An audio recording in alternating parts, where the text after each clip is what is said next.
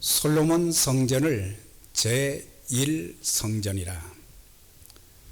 그리고 바벨론 포로 후에 돌아와서 지었던 성전을 수룹바벨 성전인데 제2성전이라고 불렀고, 그 다음에 헤롯이 유대인의 환심을 살 목적으로 지은 성전을 제3성전이라 그렇게 불렀습니다.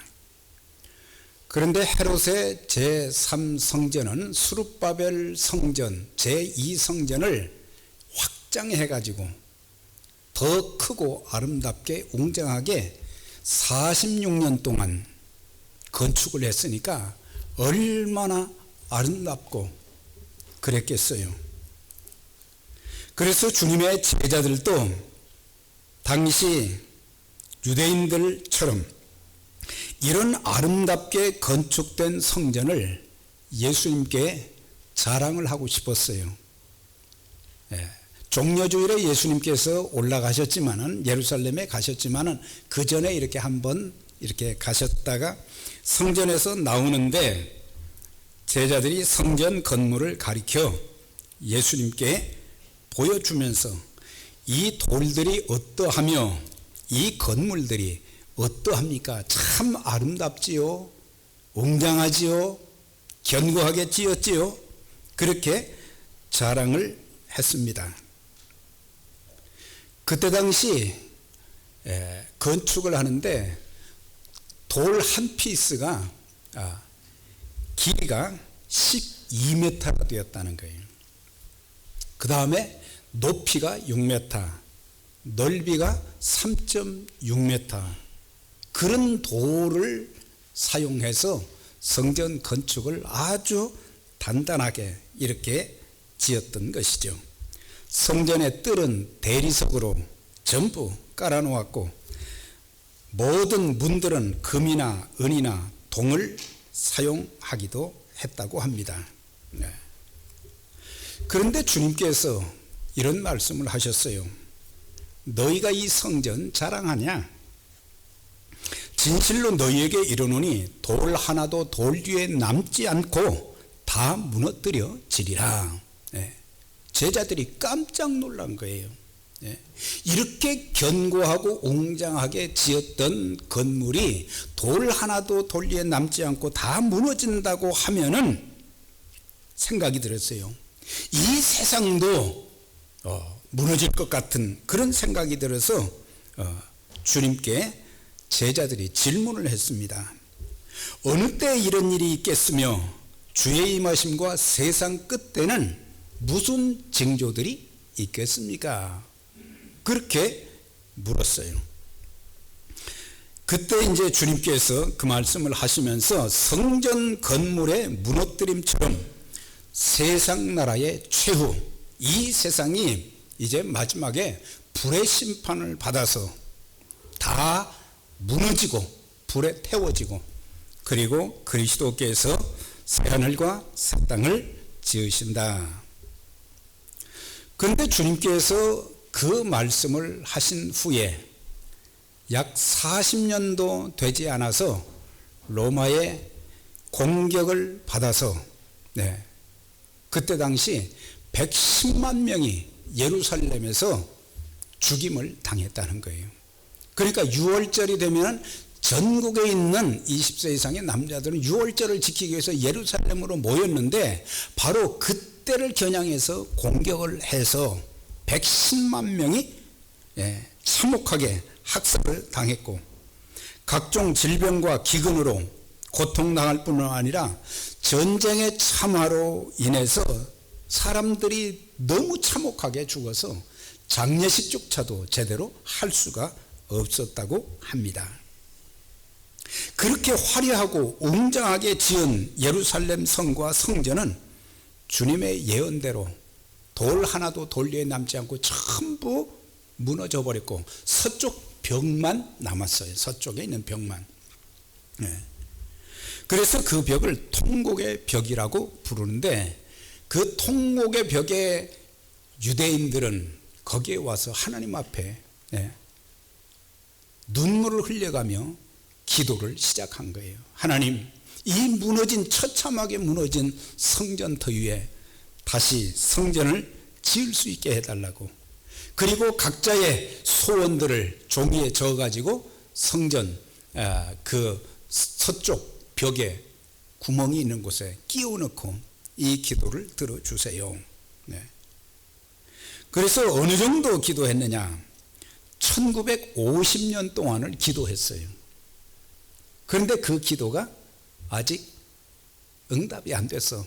지금 예루살렘 무너진 성전터에는 이슬람 사원이 웅장하게 세워져 있어서 이스라엘의 소원은 바로 하나님의 성전을 다시 회복하는 그런 기도를 지금 하고 있습니다.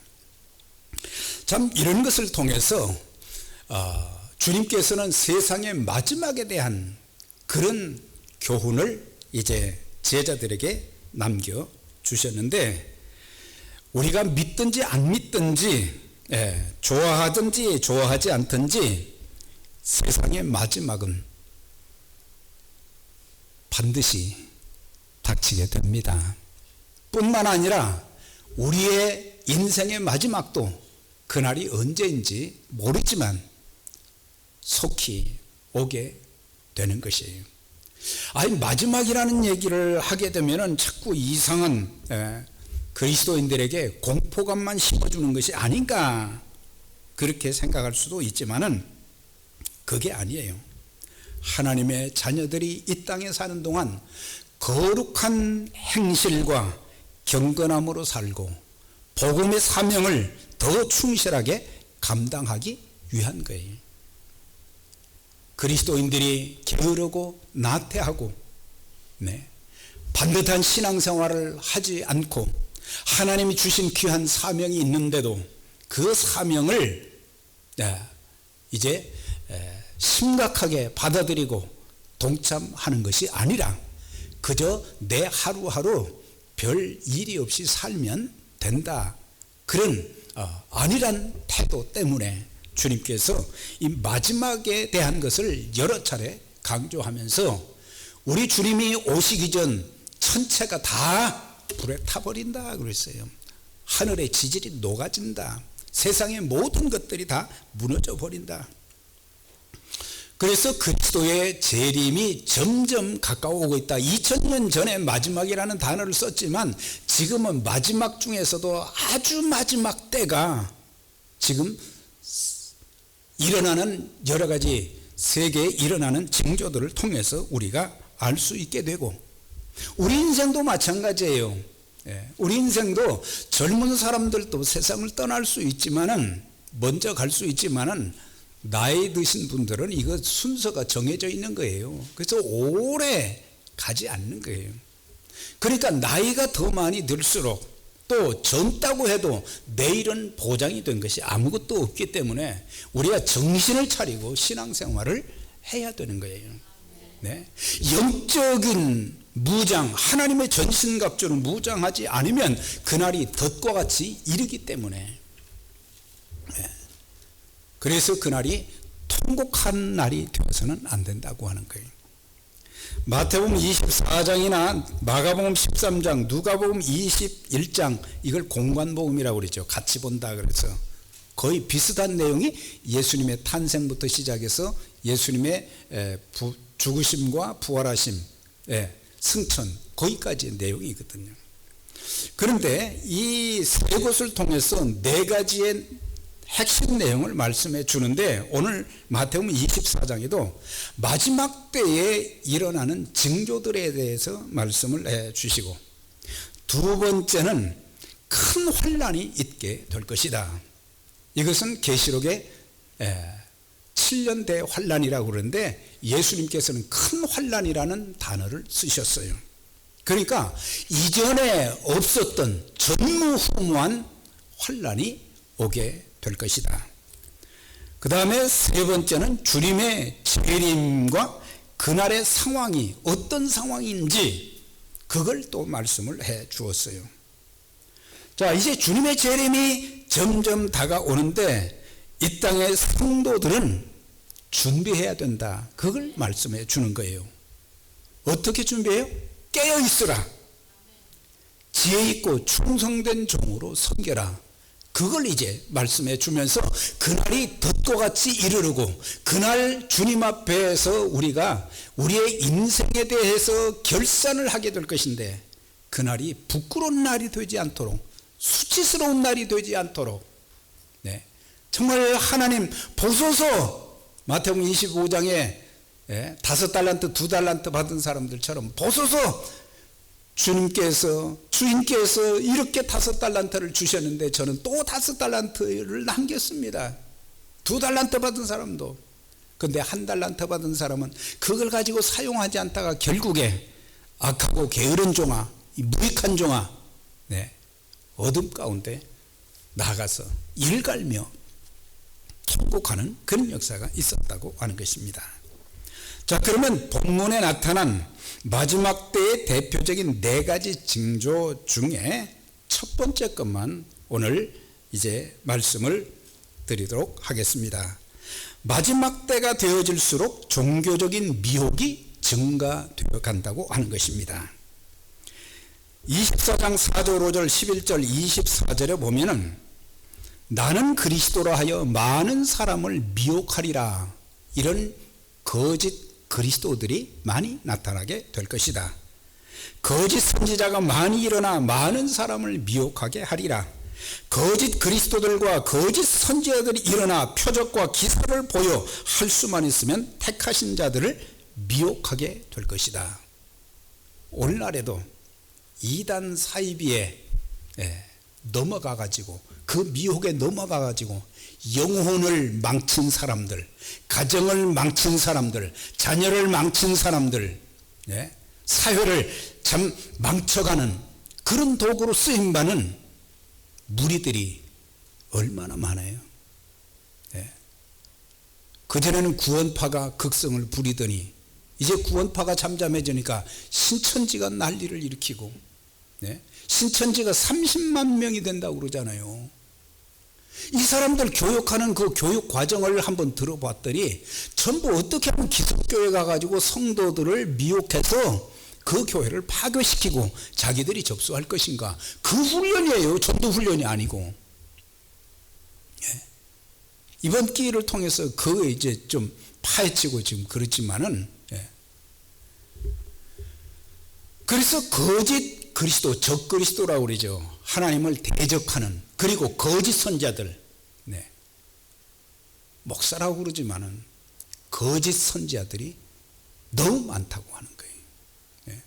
그런 사람들이 와서 미혹하는데 넘어가서는 안 되는데 영적인 분별력이 없어서 말씀과 기도가 없기 때문에 다 넘어가는 거예요.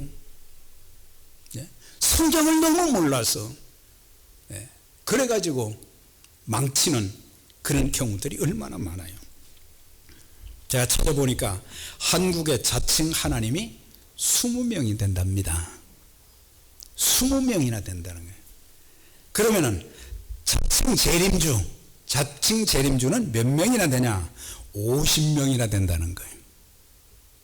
이렇게 순수한 성도들, 영혼들을 불신자들에게 복음을 전해서 전도하는 것이 아니고 오히려 믿는 사람들을 미혹해서 자기 편으로 끌어들이고 인생 영혼을 망치는 그런 일들이 너무 많은 거예요. 마귀, 적그리스도, 거짓 선지자는 미혹의 삼총사입니다. 하나님을 대적하게 만들고 개인과 개인, 가족들끼리, 교인들끼리, 이웃들과 서로 불화하게 만들어서 싸우게 하는 것이 바로 마귀의 뜻이 갈라놓는다, 그런 뜻이죠. 아름다운 행복한 가족들을 갈라놓습니다. 부부가 얼마나 참 귀한 존재들이에요. 서로 사랑하면서 살아도 인생이 짧은데 부부가 막 다투고 말이죠. 불화하고 부모 자녀 간에, 성도들끼리, 이건 다 마귀가 주는 거예요. 성령은 하나 되게 하십니다. 성령은 세워주십니다. 예. 성령은 하나 되어서 행복한 가정을 이루게 만드시고 행복한 교회를 이루게 만드시는데, 마귀가 승리없이 들어와서 가룟 유다에게 예수 팔려는 생각을 집어넣어 주었다고 하는 것처럼 은삼십에 팔았잖아요. 우리에게 그런 미혹을 통해서 서로를 불신하고 싸우게 만드는, 평생 살면서 여러분들 마귀의 미혹에 현혹돼서 넘어가는 분이 한 분도 없기를 주의 이름으로 축원합니다. 마귀는 우는 사자와 같이 삼킬 자를 두루 찾고 있나니 너희는 정신을 차리고 근신하여 깨어 기도하라, 그렇게 말씀하셨어요. 오늘 기독교라는 이름을 사용하는 이단 사입이 모든 종교에 구원이 있다는 종교다원주의, 이런 것들이 기독교의 본질적인 복음을 얼마나 많이 변질시키고 있습니까? 가정과 연합, 평화라는 단어를 사용해서 교묘하게 침투하는 미혹의 세력들도 많이 있습니다. WCC 세계교회협의, 이거는 말이죠, 구원받은 사람들이 함께 모여서 하는 그런 단체가 아니에요. 그리스도의 구원을 부정하고 통일교, 여호와의 증인, 구원파, 신천지 등 갈수록 종교적 사기꾼들이 많아져 가는데, 사람들이 정신 차리지 못하고 영적인 분별력이 없고 통찰력이 없어서 그들의 미혹에 넘어가서 그 영이 잘못되면 만사가 다 깨어지는 일밖에 없어요.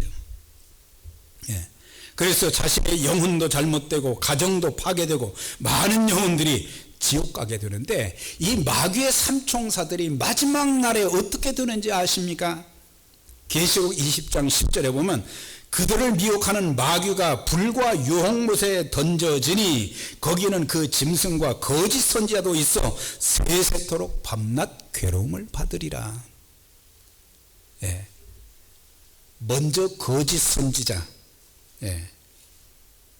거짓 선지자, 그 다음에 적그리스도, 이런 것들이 먼저 지옥불에 던져지고, 마지막에 마귀는 본래 하나님의 천사였어요. 그런데 그 천사가 하나님처럼 되려고 하다가 하나님을 대적하고 그렇게 하려다가 세상으로 쫓겨난 거예요. 그리고 다른 천사들이 다 이제 그들이 귀신들이 된 거예요. 그래서 오늘날도 어떻게든 이 세상에서 그리스도인들을 미혹하고 잘못되게 만드는, 그래서 마귀에게 유혹당하는 사람이 한 사람도 없어야 되고, 하나님의 권능의 손에 붙잡혀서 하나님의 말씀으로 무장해서 하나님의 축복과 은혜를 누리면서 복음의 사명을 잘 감당하는 우리 모두가 되어져야 될 것입니다. 그 다음에 마지막 때가 되면은 거짓 선지자, 또 이렇게 적그리스도, 종교적인 그런 미혹들이 많게 되고, 또한 극심한 사회적 혼란, 전쟁의 증가를 들 수 있습니다. 난리와 난리 소문을 듣겠으나 너희는 삼가 두려워하지 말라 그랬어요. 그리스도인들이 너무 불안해하고 어떻게 해야 될지를 몰라고, 이런 일이 있어야 하되 아직 끝은 아니다 그랬어요. 제가 기록을 찾아보니까 지난 5,500년 동안 몇 번의 전쟁이 있었는가? 14,500번의 전쟁이 있었다고 합니다. 그 결과 36억이 죽임을 당한 거예요. 전쟁을 통해서. 또한 1차 세계대전 때는 30개국이 그 전쟁에 관련되어 있는데 1,400만 명이 죽었어요. 2차 대전 때는 57개국이 전쟁에 관련되어서 5,500만 명의 사망자가 생겼다는 거예요. 이 끔찍한 일들이 있었는데 그 전쟁은 옛날부터 조금씩 더 커졌다고 하는 거예요.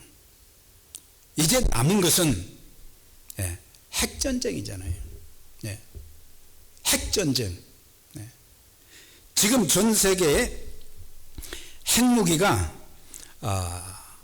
86년도에는 6만 5천 개였는데 2010년에는 2만 2천 개로 줄고 지금 핵 억제 정책을 써서 2018년 통계는 1만 5천 개로 줄었는데 이거 다 터뜨리면은 이 세상이 완전히 전부 망하게 되는 거예요. 그래서 인류는 전쟁의 참상을 막기 위해서 참 노력을 많이 하는 거예요. 평화를 추구하고, 그래서 진정한 평화를 추구하지만은 이 땅에 마귀가 역사하고 그렇기 때문에 참된 평화는 없게 되는 거예요. 갈수록 전쟁의 빈도수와 규모가 커지게 될 것인데 우리는 이런 징조들을 보면서 주님께서 오실 날이 점점 가까워온다는 것을 마음에 새기고 우린 정신 차려야 된다. 깨어라, 깨어라, 그런 말씀들이 참 많이 있어요. 마지막 때가 되면은 또 자연재앙이 증가하게 되는데 첫째 기근과 지진, 전염병이 있게 될 것이라 그랬어요. 기근은 굶어 죽는 거예요. 지구의 온난화로 인해서 기후에 이상현상이 생겨서 겨울에 홍수가 나기도 하고 더위가 심해서 사람과 짐승이 많이 죽고 도처에 재난이 심하게 일어나는데 2018년 유엔 산하 주요 국제기구 보고서에 보면 전 세계 인구가 76억 명인데 지금 그 중에서 만성적 식량 부족 상태에 놓인 인구가 8억 2천만 명이라고 하는 거예요. 그만큼 지금 심각한 시기에 우리는 살면서 밥은 굶지 않지만은 그러다 보니까 우리는 더 좋은 음식 먹으려고 애를 쓰지만 사실 굶어 죽어가는 그런 사람들을 돌아볼 마음의 여유라도 있어야 되는데 그것조차도 없이 하나님의 마음을 우리가 모르고 살아간다고 하는 거예요. 아프리카 지역은 전체 인구의 31.4%가 영양실조에 허덕인다고 하는 거예요. 우리는 작은 것이라도 나누고 우리는 또 그들을 위해서 기도해야 될 것입니다. 하나님, 나에게 일용할 양식을 주신 것처럼 그들에게도 일용할 양식을 허락해 주십시오. 그들에게도 예수 그리스도의 생명의 복음이 들어가게 해 주시옵소서. 또한 지진이 일어나는데 세월이 갈수록 지진의 숫자가 점점 증가됐어요. 18세기에는 640회가 전 세계적으로 일어났는데 19세기에는 2119회, 20세기에 와서는 2만 번이 일어났다는 거예요. 전 세계적으로. 갈수록 지진이 여기저기서 일어나게 돼. 그러니까 세상에 안전지대는 없다고 하는 거예요. 그 다음에 또 한 가지 징조는 뭐냐? 무서운 전염병이 있게 될 것이다. 코로나 바이러스 지금 백신이 없다고 그러잖아요. 그렇게 의학이 발달되고 과학이 발달되고 이런 시대에 이거 하나 잡지 못하니까 지금 전 세계적으로 지금 난리잖아요. 갈수록 우리가 알지 못하는 그런 무서운 질병들이 있게 된다. 이것은 사실 수천 년 전에 우리 구약 성경을 보면은 다 그에 대한 기록이 있어요.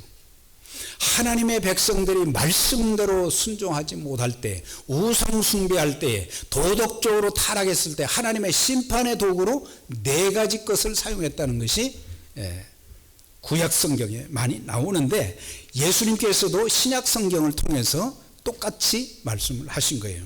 그게 뭐냐? 첫째는 외세의 침략으로 이스라엘 백성들이 침략을 너무 많이 당했잖아요. 그것은 하나님 말씀 불순종했을 때, 우상 숭배와 타락 가운데 있을 때.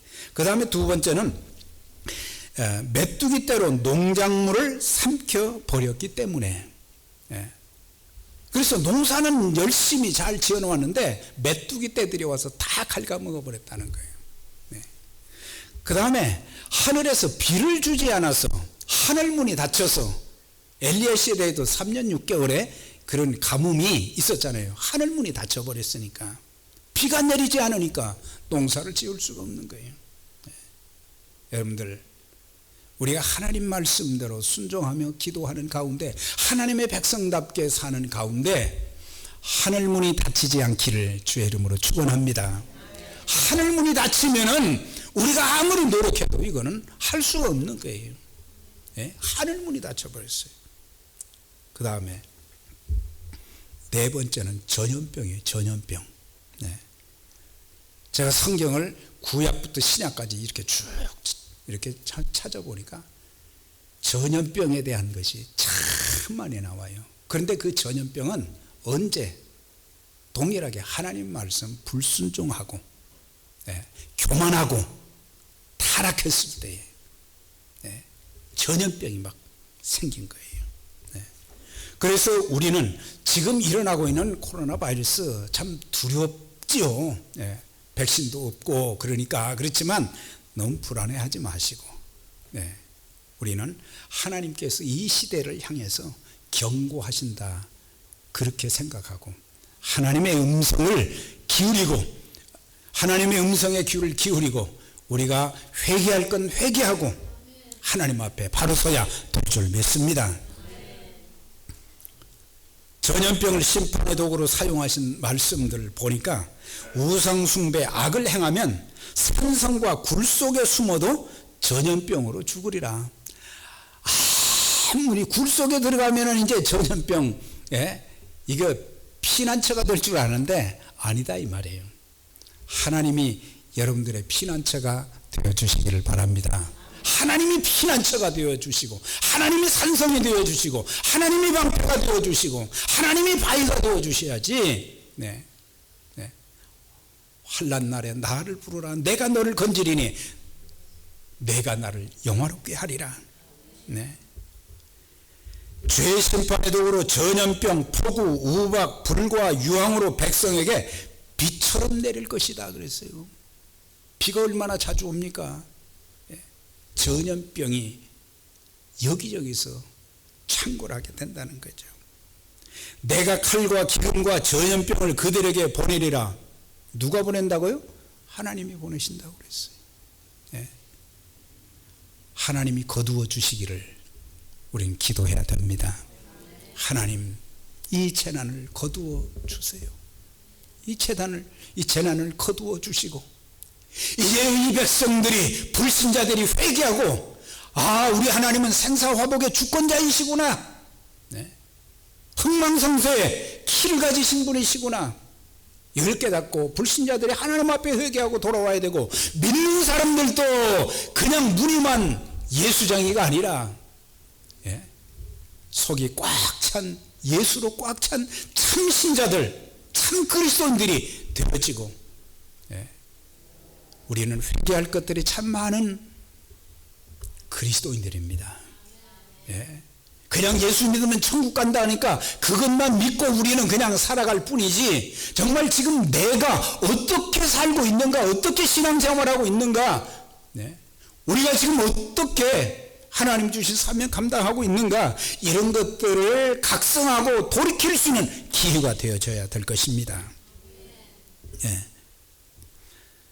14세기 유럽에서는 흑사병의 전염으로 인해서 2,500만 명 이상의 사람들이 죽임을 당했어요.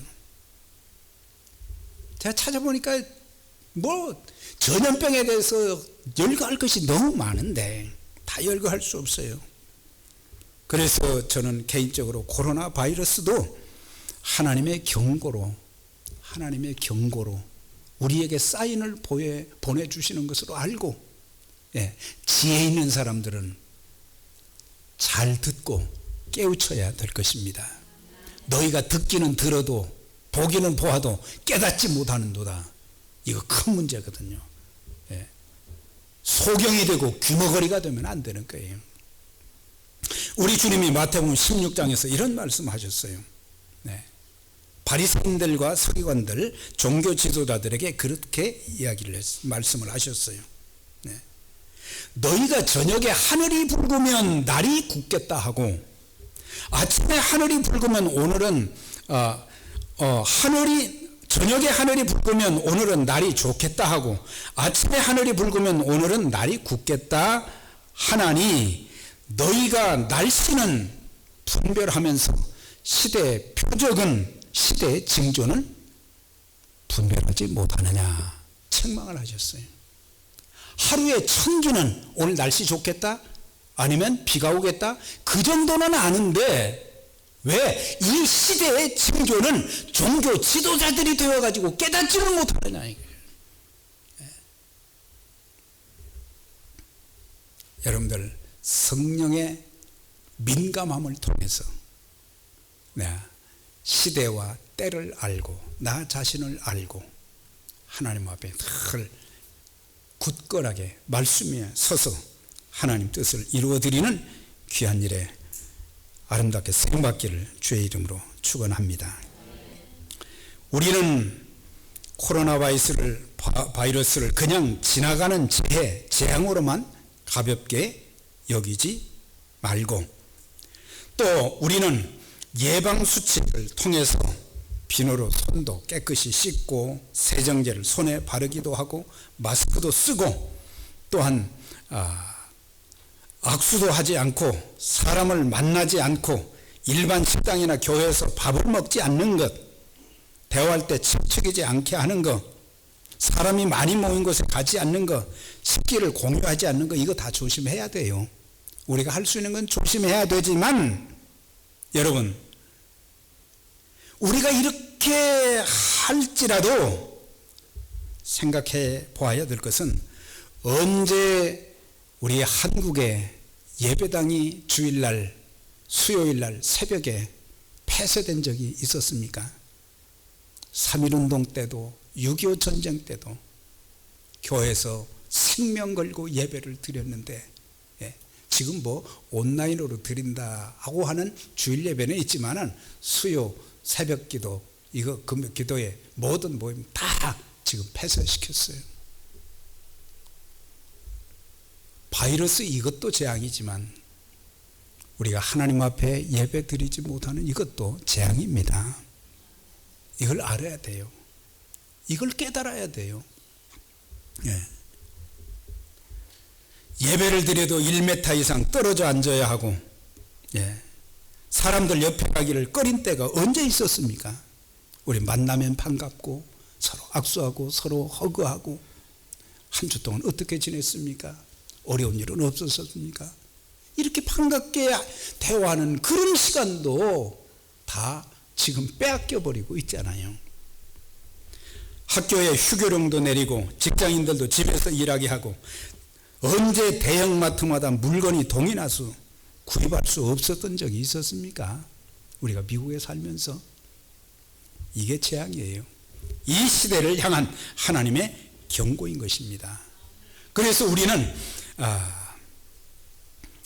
이런 현상을 잠깐 지나가는 소나기 정도로 생각하지 말고, 그렇다고 해서 코로나 바이러스를 너무 무서워하고 조심하기보다는, 물론 조심해야 되지만 우리가 이렇게 조심하고 또한 바이러스가 종식되기를 기도하면서도 우리가 하나님을 거역한 죄에 대해서는 하나도 우리는 깨닫지를 못하고 회개하지 못한다고 하는 거예요. 우리 하나님 뜻대로 살아야 되는데 하나님 뜻대로 살지 못하면서도 이런 고난의 시대를 통해서 하나님께서 우리에게 깨우쳐 주시고자 하는 것이 있는데, 회개하는 것이 없고 기도하는 것이 없다면 우리에게 주어진 환난은 아무 의미가 없습니다. 게으르고 나태한 무기력한 신앙생활에 대해서도 우리는 한마디의 신음도 하지 않습니다. 사랑하는 여러분, 제가 성경구절 한 군데만 말씀드리고 마치겠습니다. 역대하 7장 14절에 솔로몬이 하나님 앞에 외적의 침략을 받았을 때에, 하늘문이 닫혔을 때, 메뚜기 떼가 모든 곡식을 다 갉아먹을 때에, 그리고 전염병이 창궐할 때에 하나님 이 성전에서 엎드려 회개하고 기도하면 우리를 살려주세요. 그런 기도를 했는데 하나님이 말씀하신 것이, 내 이름으로 일컫는 내 백성이 그 악한 길에서 떠나 스스로 겸손히 엎드려 하나님 앞에 기도하고 얼굴을 구하면 내가 하늘에서 듣고 그 죄를 사하고 그 땅을 고칠지라, 그렇게 말씀하셨어요. 네.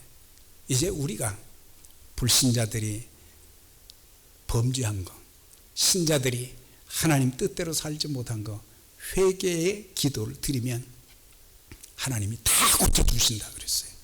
땅만 고쳐주시는 게 아니라 우리 육신도 고쳐주시고 우리의 가정도 자녀들도 고쳐주시고, 그렇게 해서 하나님이 영광을 받으시는 그런 역사가 있게 될 것이기 때문에 우리 하나님 말씀과 기도로 무장해서 이 어려운 시기를 우리 모두가 건강하게 은혜 가운데 잘 통과하고 하나님께 더 귀하게 쓰임받는 저와 여러분, 우리 교회가 되시기를 주의 이름으로 축원합니다.